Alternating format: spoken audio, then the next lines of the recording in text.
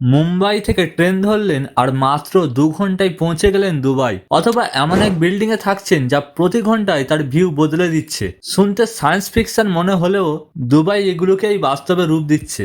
আজকের ভিডিওতে আমরা দুবাইয়ের এমন 7টি প্রজেক্ট নিয়ে কথা বলবো যা 2026 সালে এসে এক নতুন মোড় নিয়েছে। এর মধ্যে কোনটি বাতিল হয়েছে আর কোনটি ইতিহাস গড়তে যাচ্ছে জানতে ভিডিওটি শেষ পর্যন্ত দেখুন। প্রথমেই রয়েছে দুবাই ক্রিক টাওয়ার। একসময় মনে করা হয়েছিল বুর্জ খলিফার রেকর্ড ভাঙবে এই টাওয়ার, কিন্তু 2026 সালের লেটেস্ট আপডেট হলো এমআর এই প্রজেক্টটির ডিজাইন পুরোপুরি বদলে ফেলেছে। এখন এর ফোকাস শুধু উচ্চতা নয়, বরং এর নান্দনিক সৌন্দর্য বা অ্যাস্থেটিক অ্যাপিলের উপর। 2026 সালের জানুয়ারিতে এমআর প্রতিষ্ঠাতা মোহাম্মদ আলাব্বার নিশ্চিত করেছেন যে আগামী 3 মাসের মধ্যে এর নতুন কনস্ট্রাকশন টেন্ডার ছাড়া হবে, অর্থাৎ এটি বাতিল হয়নি বরং নতুন রূপে ফিরছে। তারপর রয়েছে ডাইনামিক টাওয়ার, বিশ্বের প্রথম ঘূর্ণায়মান আকাশচুম্বী ভবন। 80 তলা এই বিল্ডিং এর প্রতিটি ফ্লোর আলাদাভাবে 360 ডিগ্রি ঘুরতে পারবে। যদিও এটি নিয়ে অনেক হাইপ ছিল, কিন্তু 2026 সালের বর্তমান তথ্য অনুযায়ী এর কাজ এখনো ধীর গতিতে চলছে। তবে এর বিশেষত্ব হলো যার 90% অংশ ফ্যাক্টরিতে তৈরি হয়ে সাইডে এসে বসানো হবে। তারপর রয়েছে মিউজিয়াম অব দ্য ফিউচার। এটি ইতিমধ্যে খুলে দেওয়া হয়েছে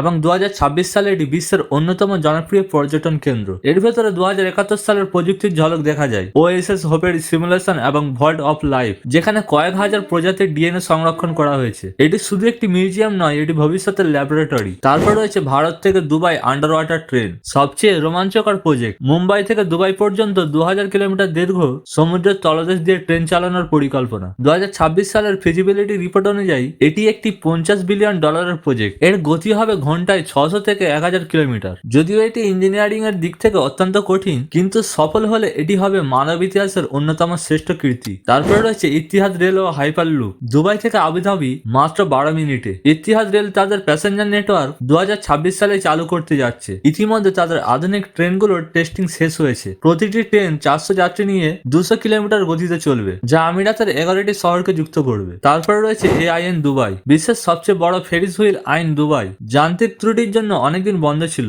লেটেস্ট আপডেট হলো 2024 সালের ডিসেম্বর থেকে এটি পুনরায় দর্শনার্থীদের জন্য উন্মুক্ত করা হয়েছে। এখন আমরা 250 মিটার উচ্চতা থেকে দুবাইয়ের স্কাইলাইন দেখার সুযোগ পাচ্ছেন। দুবাইয়ের এই প্রজেক্টগুলো প্রমাণ করে যে তারা শুধু তেলের ওপর নির্ভরশীল নয়, বরং তারা ভবিষ্যৎ প্রযুক্তির কেন্দ্র হতে চায়। আপনার কি মনে হয় ভারত থেকে দুবাই আন্ডার ওয়াটার ট্রেন কি চালানো সম্ভব? কমেন্টে জানান। ভিডিওটি ভালো লাগলে লাইক অবশ্যই করবেন।